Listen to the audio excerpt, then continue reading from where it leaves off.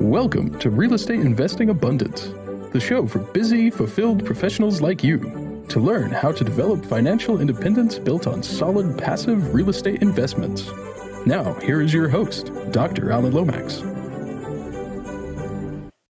Hello, enlightened investors, and welcome back to Real Estate Investing Abundance. I'm your host, Dr. Alan, and it is indeed a pleasure to have you back with us today. And we are going to delve into a topic known as the business of home building, but we're going to have a very broad discussion today regarding the entire industry of home building to real estate investing.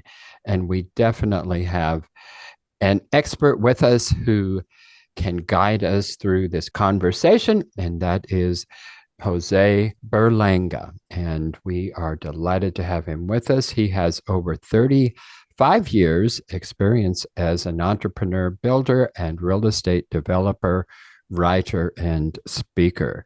Jose started and invested in dozens of business and built approximately 2,000 homes, transacting over $1 billion in real estate. So, Jose, welcome to the show, and just tell us a little bit about the beginnings.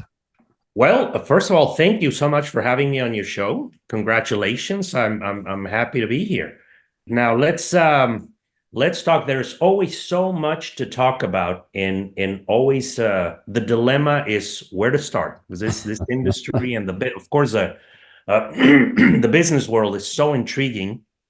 It's been my life, entrepreneurship, starting businesses, building businesses.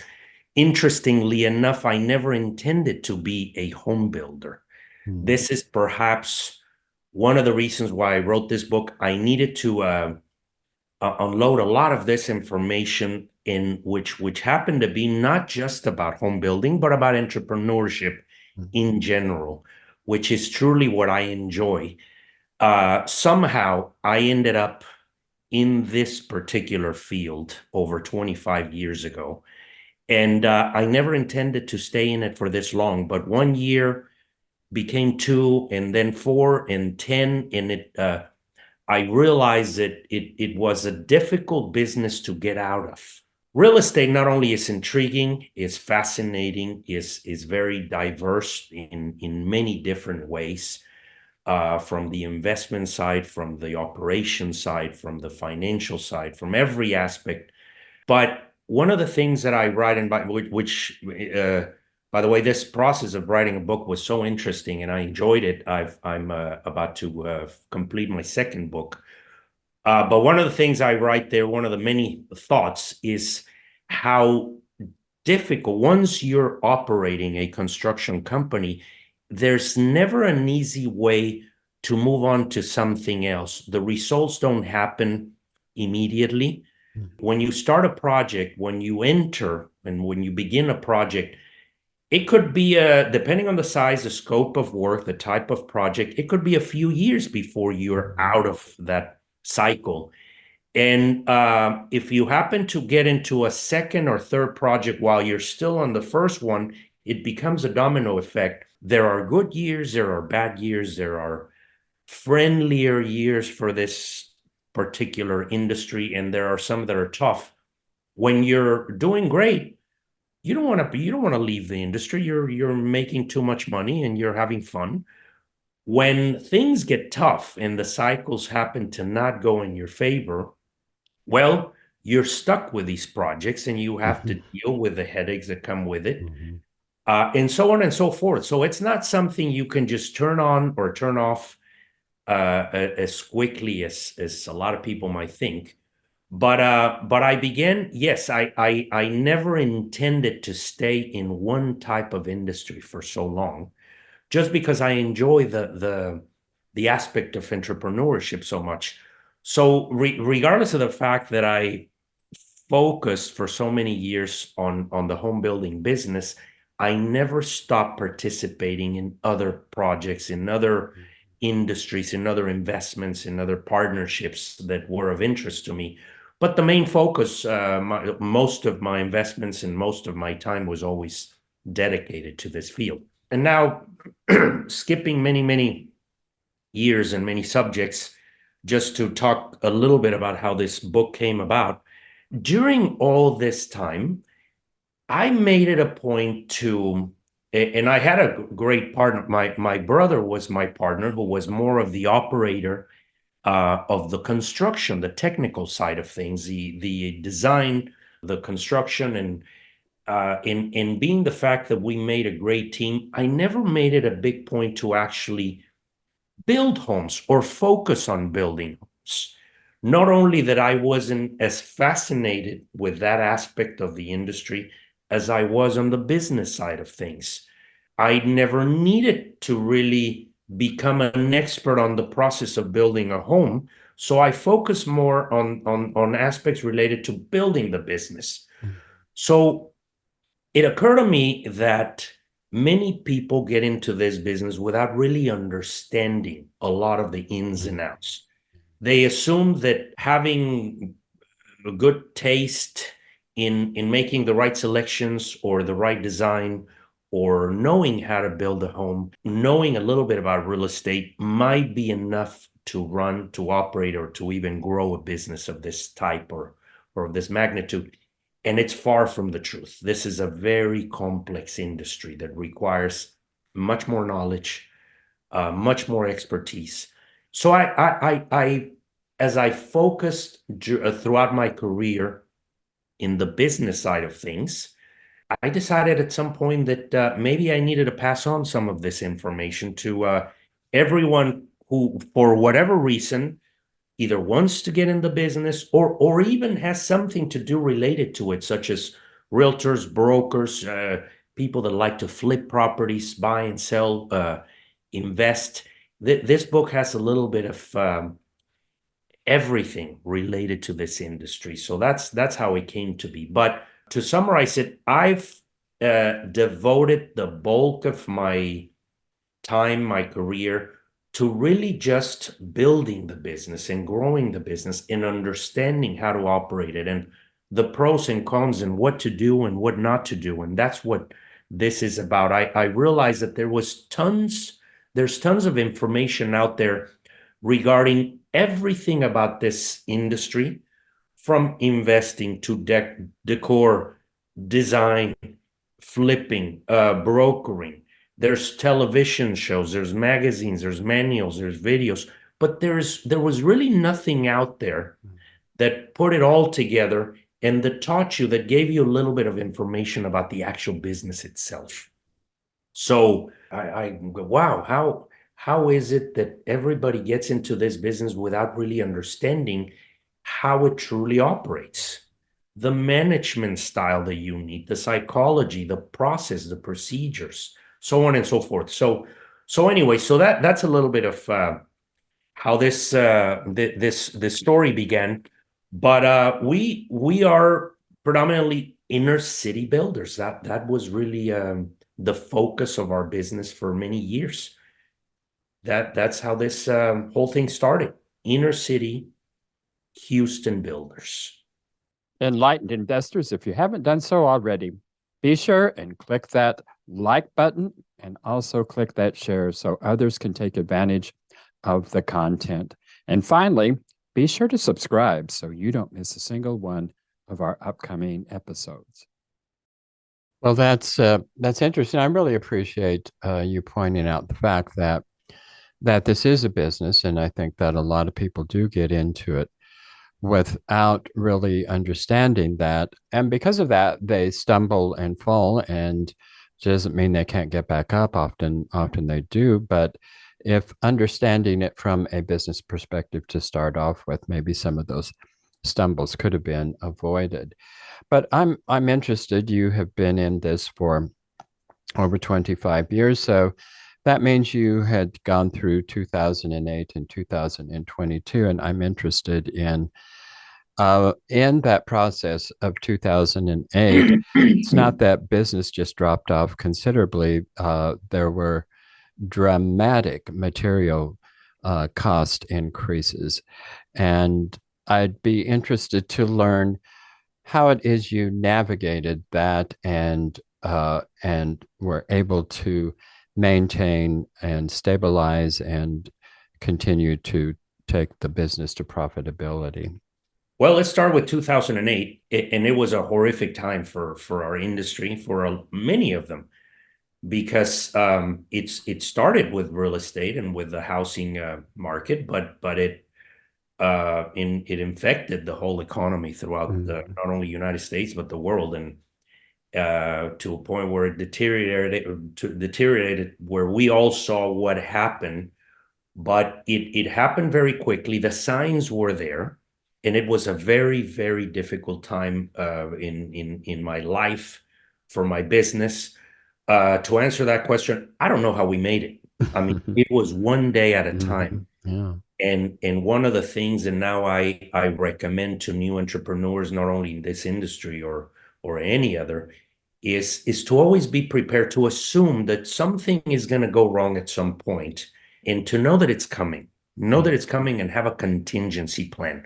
We didn't have much a contingency plan. We had one, which we didn't even plan. And let's start with this. We were, throughout the growth of our company, throughout the years in which this company, this construction company, was built, we were very frugal in saving money, putting money aside, reinvesting it, having equity in all of our developments. Although we were, compared to today's standards, we were over leveraged. Things have changed, where now banks, lenders, partners and investors, everybody's much more concerned and much more cautious as to the structure of these deals. But back then, you could seriously over leverage a deal and not even be aware of it. It was a standard. It was normal, because we all thought that real estate was going to go up forever. And as I now say, yes, real estate goes up forever, but not on a straight line. It has cycles. And if you're caught in those moments where things are not in your favor, and you're caught over leveraged, and you don't have a plan, you don't have some money put aside to carry yourself through those difficult times, well, the result is that many competitors, many companies, unless they were very well funded public entities, or that were very savvy already and had some previous experiences, they went under. They went out of business. So what we did to prepare ourselves was nothing, because we had no clue. We didn't have enough experience. I had some experience in other cyclical industries, but not to this magnitude. The business, literally from one moment, making 1 month, making a lot of money, cash flowing, moving inventory, selling every house that we could put on the ground, to a complete stop. It happened overnight. And nobody prepares you. When you have a company of a certain size, it has the need for liquidity of all kinds, from overhead to payroll to vendors, contractors.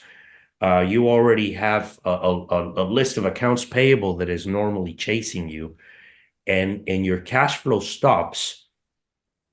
At that point, well, you don't know what to do. Some people panic, and some people go into what I call the denial phase.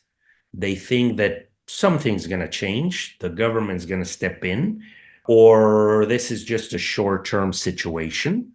And they neglect the problem, and before you know it, you are unable to sustain your operation, because real estate, if it's not cash flowing, when you're built, that you can cash flow once you have tenants in place, once properties are occupied, and that's a whole different model. Our model was building it and selling it, which unless you have reserves, there is no income until you sell the property. And when those sales stop, things get very difficult. So essentially, we did another thing that was very, very positive, and I think that was some of the experience that I had from previous industries also that went through difficult cycles, which was to react very quickly and to start unloading debt. That was my next. I skipped the denial phase. I did not assume that things looked so bad out there that in my mind, I did not consider the option of things turning around very quickly. Many builders, many developers went through a phase where they did not want to give away their product because you get a little proud and your ego kicks in and you go, I didn't work for 2 or 3 years on these developments just to give them away or to lose money. No. I'm going to wait. I'm going to find the right buyer. Somebody will buy my product at the right price. And you cannot determine what prices are going to be when things get difficult. The market is bigger than all of us. You cannot control it. The market is going to do what it's going to do. You just have to adapt and work with it. So at that point, I really attribute our company making it through this process because we acted very quickly and started assuming the worst and selling things at cost or at whatever the best and highest bidder was willing to offer. So very quickly, we were one of the first companies that was able, in situations like this, there are investors and there are people willing to buy at highly discounted prices if you're willing to work for free. This is a secret in this industry. Sometimes you have to stomach the process of working so hard for so long and ending up only to either not making money or losing money. But if you go in with that mentality, and if you're able to accept that mentally, you'll live to see another day. You'll pay your debt, you'll cash flow, you'll get your equity back, because, of course, when you start these projects, you have to put some of your own money. And at the worst case, you'll get some of that money back. You may not get your profit. You'll have to let that go. So those were some of the things. And of course, juggling one day at a time, managing, negotiating with vendors, delaying some of these problems and working with banks, negotiating with banks. One of the horrible things that occur is that many banks, and the bigger the bank, the tougher it got, where they began calling notes. They wanted to get paid immediately, and they did not want to renew some of those loans. They did not want to extend them.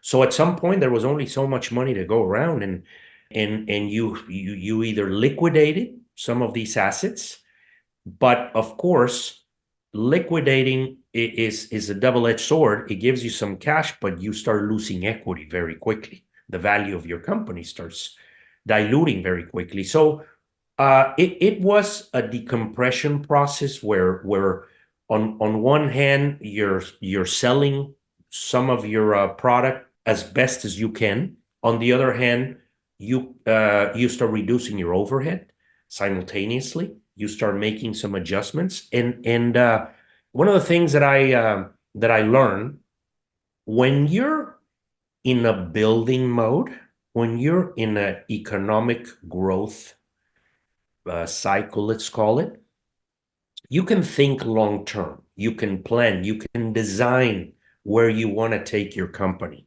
But when you're in a bad cycle, when you're in a difficult economic, troubled period of time, you stop thinking about the future and you start thinking short term. You start focusing on your immediate problems and how to get by one day at a time. So you start reversing that process. When you're growing your business, you can start thinking long term, reinvesting and planning and creating systems and procedures. When things go the other way, then you start just operating one day at a time and solving the most urgent problems as they come to you. So that was that period of time. Every economic cycle comes differently and has different characteristics. That's the funny part. They're all created for different reasons and caused by different reactions within the economy. You mentioned the one in 2022. Of course, there's been other smaller cycles. The most obvious one was 2008 and 9, and it took several years to get out of that situation. But we've lived a number of them. Even a situation like a war, or a stock market crash. 9/11, I remember, was a period of time where for months you didn't really have much traffic, or sales slowed down. And if you weren't prepared for those times, for those moments, you could very easily get in trouble. 2015, for example, the oil industry got oil prices dropped, and we immediately noticed the change of pace in selling and moving inventory. So you just have to know that it's coming. You just have to prepare financially. You have to put money aside. When you have good years, we tend to think that they're going to keep going forever. We get confident. We start living life, spending money, enjoying the fruits of our labor without really knowing that, hey, this is not going to last forever. We have to plan for a rainy day. And that is really what what I learned the most out of these bad situations, is that whether I want them or not, whether I operate my business carefully, or whether I successfully run a company, there are situations outside of your control that will change the way that you have to run your business. This last one that you mentioned, 2022, was very different. There was a market, there were sales, and there was one similarity that I kept repeating. In 2006, 2005, 2006, everyone was buying land and paying prices, assuming that by the following year, things were going to get more expensive. So you were working under the assumption of a projection that was not quite here yet, which is called speculating.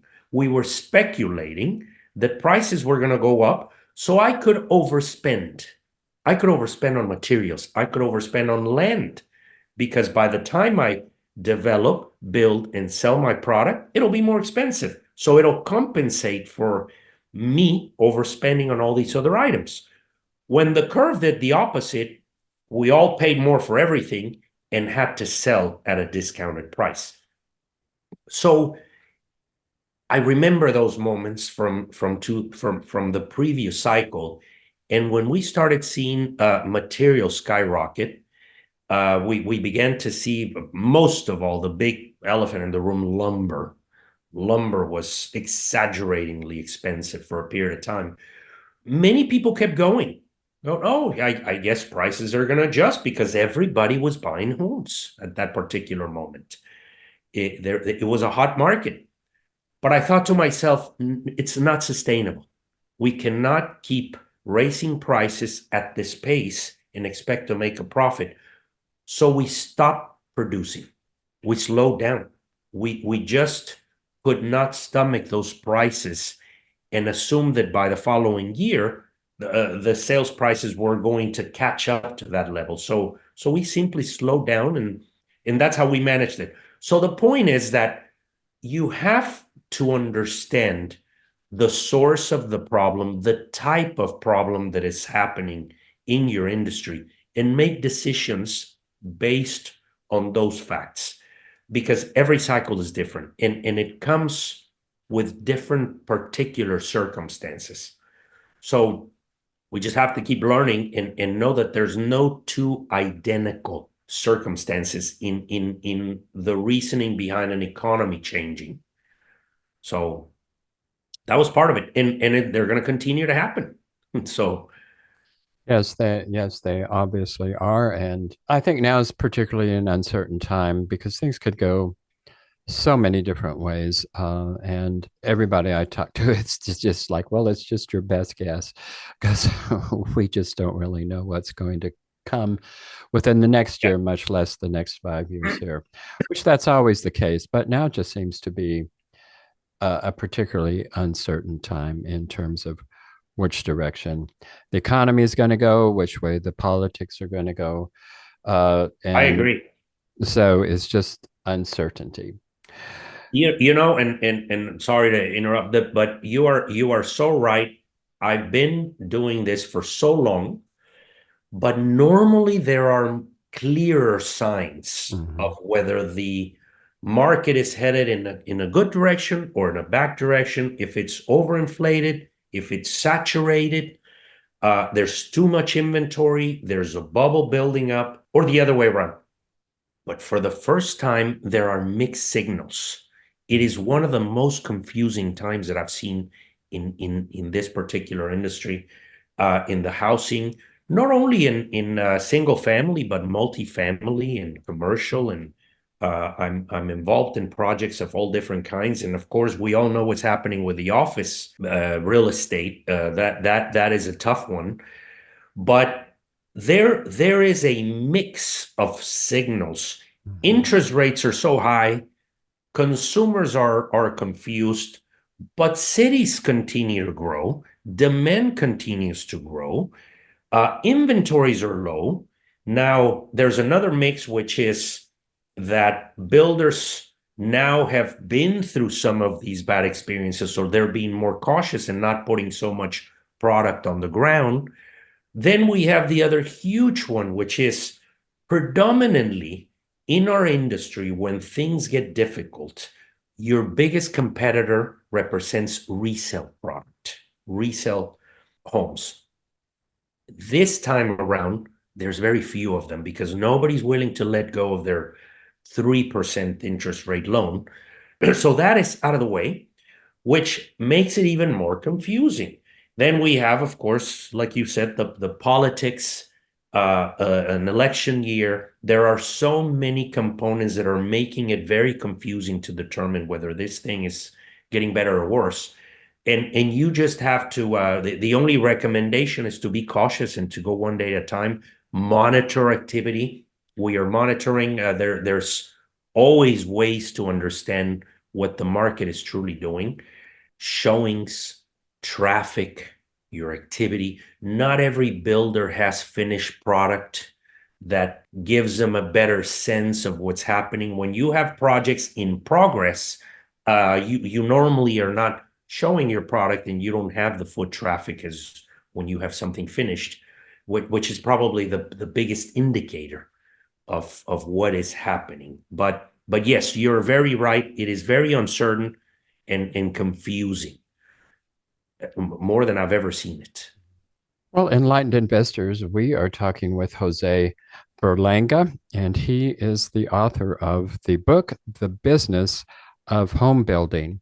And as you can tell from our conversation today, Jose has a wealth of knowledge and experience, and much of that is shared within his book. But I'm sure not all of that wisdom is contained within that book. So you might want to get hold of Jose directly, and you can find him at joseberlanga.com. So Jose, thank you so much for being with us today. It has been my honor and pleasure to be with you. My pleasure. And enlightened investors, once again, thank you for being with us again today. Live abundantly in all areas of your life, and I'll see you in the next episode. Enlightened investors, wait, don't go just yet. I just want to remind you about our recently launched webinar that you will not want to miss. If you're at all curious and would like to learn more about how real estate investing can diversify your investment portfolio, alleviate the anxiety associated with Wall Street swings, leverage your 401ks and IRAs to substantially increase the return on your investment, and do all of this with turnkey, hands-off, passive real estate investments, then you'll want to immediately go to steedtalker.com/webinar. In the webinar, we'll also address the common dubious investment schemes that you want to avoid. To access the webinar, go to steedtalker.com/webinar. I look forward to seeing you in the webinar. Thank you for tuning in to Real Estate Investing Abundance, brought to you by Steve Talker Capital, a company working for passionate professionals like you to develop financial independence built on solid passive real estate investments. As part of our efforts to make the world a better place, Steed Talker Capital contributes to activities and organizations committed to better understand the equine. These endeavors attempt to enhance the human treatment of horses worldwide. Steed Talker Capital, working for a world where all creatures, great and small, flourish abundantly. For resources to develop your financial independence, connect with us at steedtalker.com.